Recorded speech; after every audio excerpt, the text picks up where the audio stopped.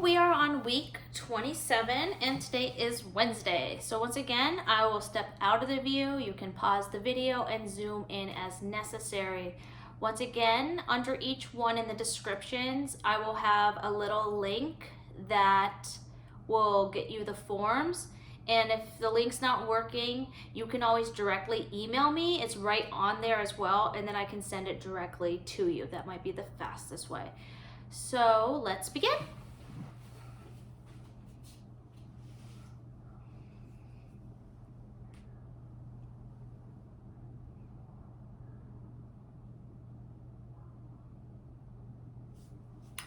All right, so you have either gotten a chance to look over the board when you paused it and either started to fill it in, or you could do it with me as we go. As I said, I'm going to continuously move a little bit faster because it's going to be very repetitive. So let's begin. So what is our number of the day? 17. How many tens do we have in the number 17? We have 1 10.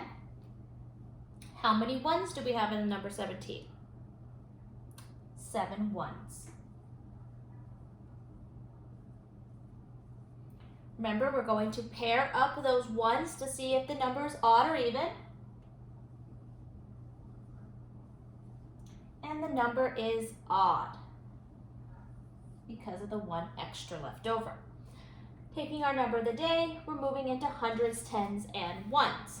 So we have no hundreds, so put a nice X in there, or 0. And then we're going to break it down again. 17, how many tens do we have? 1 10. And how many ones do we have in the number 17? 7 ones.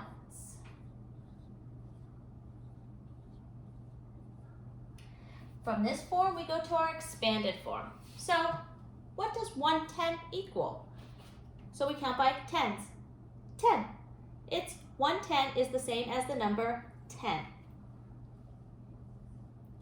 Plus, and we're going to do our 7 ones. So we're looking at, our equation says 10 plus 7 equals. What does 10 plus 7 equal? 17. Now we're going to our 17 with our 10 minus, our plus 10, our minus 1, and our plus 1. Like I said, I use my 120 chart to locate the number 17, so I will do that now. And then I'm going to start with my tens. So I have 17 minus 10. So at the top we said we have 1 10, so we're going to take that 10 away. How many tens do we have? 0. So we're just going to leave the 10 spot blank, and the 1 stay the same. Notice I keep it lined up as well, just to make sure that we're understanding place value. So then we have 17. How many tens do we have in 17? We have 1 10, as we have identified. Now we're going to add another 10. How many tens do we have now? We have 2 tens. And the ones stay the same. Now we're going to 17 minus 1. So we had 7 ones. We're going to take 1 away, and now we have 6 ones. So the 10 stay the same. We're bringing that 10 over in the 10 place value, and we're turning the 7 into a 6. So 17 minus 1 is 16. Now we're going to do 17 plus 1 more. So we had 7 ones. We're going to add another 1, and we're bringing that 10 over. And we had those 7 ones. We added that extra 1, and now we're at 8 ones. So 17 plus 1 equals 18. Then we're moving on to balance both sides. So first we must figure out, what does the first equation equal? What does 0 plus 5 equal? Solve that now if you have not already. And the answer is 5. Now's your chance to make another equation that equals 5. I'm going to do the reversal. Like I said, I'm going to keep doing that this week just to get the concept of the reversal, that it doesn't matter when adding which number comes first. They can be moved around and you still get the same answer. So I'm going to have the 5 first and the 0. So 5 plus 0 equals 5. They are balanced on both sides like a scale. So we are working on patterns 410. So we're going to do 7 plus blank equals 10. And we got 3. 7 plus 3 equals 10. Then blank plus 8 equals 10. Do that now. And you should get 2. 2 plus 8 equals 10. And then our last one, 9 plus blank equals 10.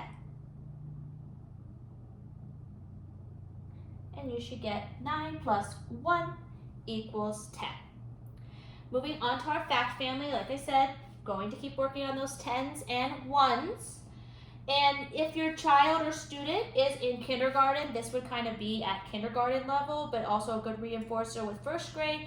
I started doing more of the 10s and 1s, especially when we got into regrouping.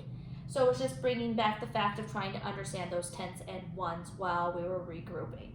So it's just good to do a refresher as well to make sure they understand the skill completely.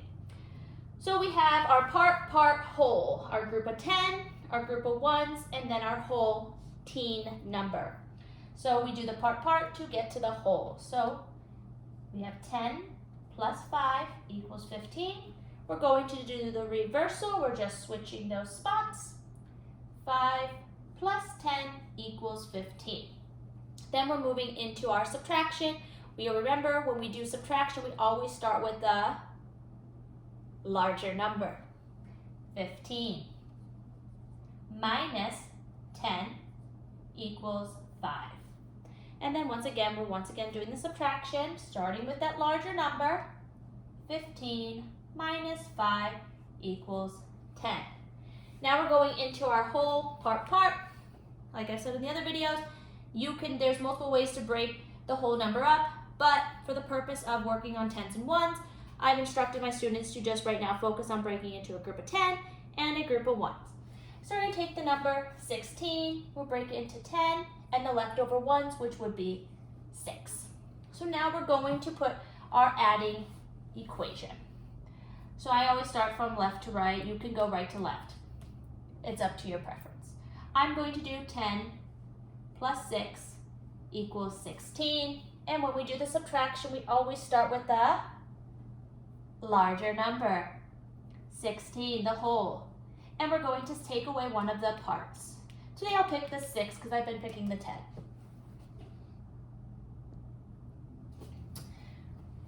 So I'm going to pick the 6. 16 minus 6 equals 10. Let's move on to greater than, less than, and equal to.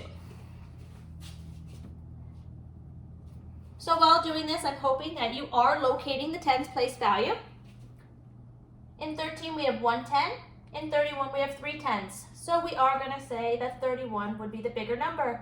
But we're going to read it this way. 13 is less than 31.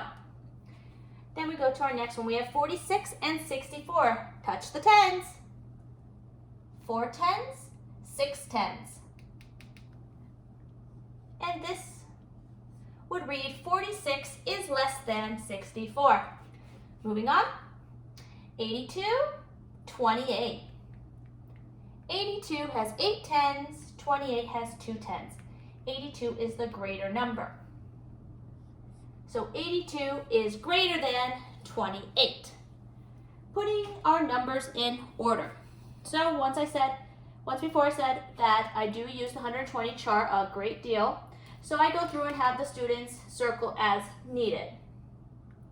If they are able to do this on their own without having to locate them on the chart, that is perfectly fine. This is kind of just an extra step as a reinforcer. So moving along, starting at 1, I hit the 9 first. Hit the 13, 27,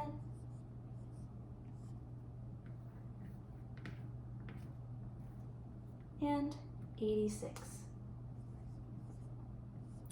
Moving on to our clock now.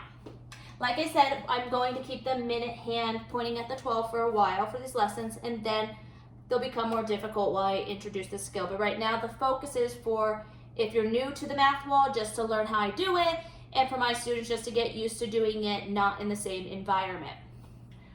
So first we start at locating our hour hand. Our hour hand is the short hand, the smaller one.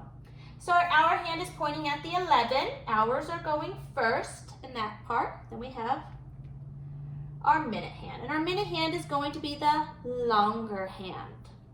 And it's touching the 12. So when it's touching the 12, we are writing o'clock. So our time would say 11 o'clock. Moving on to our shapes and our fractions. So the bottom number is telling us how much to cut our shape into, and then our top is telling us how much to color in. So on our rectangle, we have to make 2 equal halves. So I'm cutting into 2 equal halves the best that I can, and then I'm going to color in 2 halves of that. When the top number and the bottom number are the same, that is the whole shape. So remember, if the top number and the bottom number are the same, that is the whole. We colored in the whole shape. Now let's move on to our circle. So our circle says we need to cut it into 4 quarters, 4 equal quarters. And then we're going to color in 2 quarters. So we've colored in 2/4 of our circle. Moving on to our data. So our data is already filled in. Like I said before in my previous videos, I always like to have the students go up and kind of maybe make a line so that they can identify what number we're going to be focusing on. Just like a quick look over instead of count, count, count.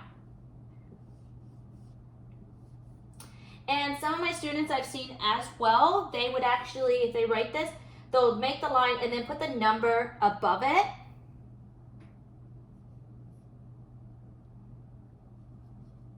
Just so then when they go back and forth, they can look. That was something that they kind of decided on their own, certain students. So I like that strategy as well. There's many different ways to look at it. So now let's go into our questions. How many more circles than triangles? So we have to decide first, are we adding or subtracting? And we are subtracting. But I always like to ask the question, why or how do you know we're subtracting? So we're looking for those keywords. We're doing that more than, which is telling us that we are comparing and trying to find the difference. So we're going to be using subtraction, and always with subtraction, we always start with the larger number first. So we have to identify, we have the circles, which is 6. And we have the triangles, which is 4. So we're actually going to start with the circle first. So 6 minus 4 equals, solve.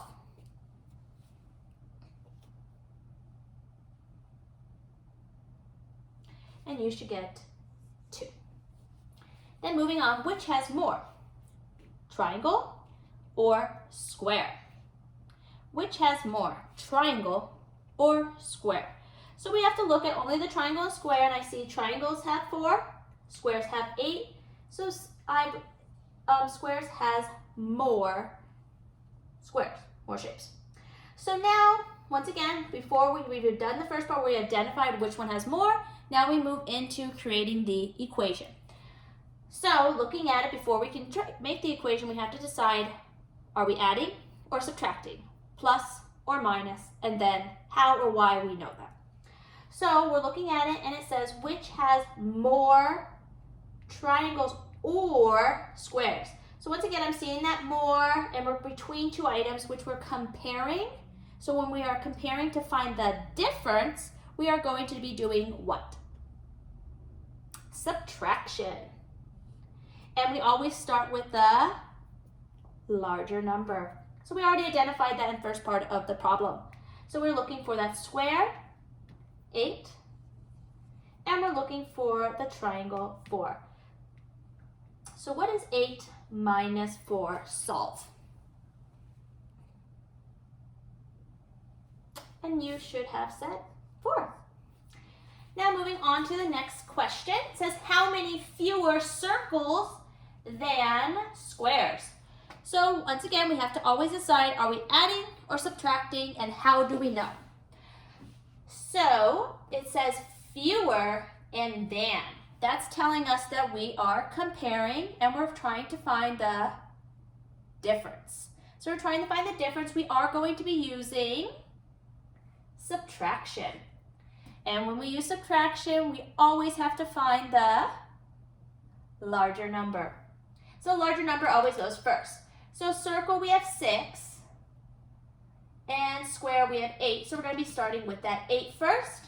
8 minus 6. What is 8 minus 6? Solve. And you should have 2. Now moving on to the next one, it says how many circles and triangles? So we hear the word and. When we have the word and, we have a group of circles and we have a group of triangles, and we're putting them together. We are putting them into one group. Or are we going to add or subtract? We're going to add because we're combining or putting them together. So we're going to look at our circles. We have 6. And we're going to look at our triangles, which we have 4. So what is 6 plus 4?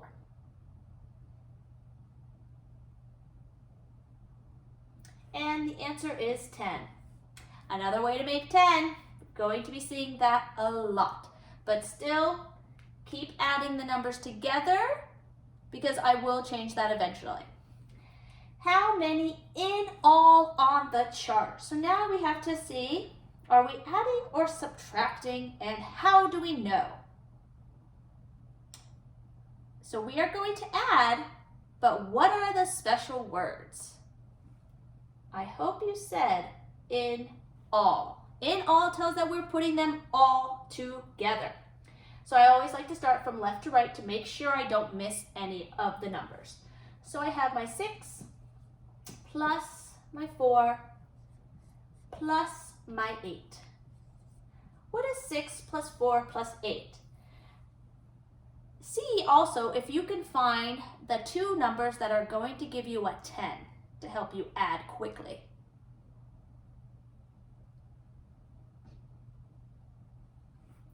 So the answer is 18. The 6 and the 4 got you to 10, just like in the previous problem. And then we're just going to bring down everything else after we did that first equation of the 10. 10 plus 8 equals 18 as well. All right, thank you so much for joining me for another day on the Math Wall. Please don't forget to subscribe and push the little bell so then you can get the new additions as soon as they pop up. Have a great day. Thank you.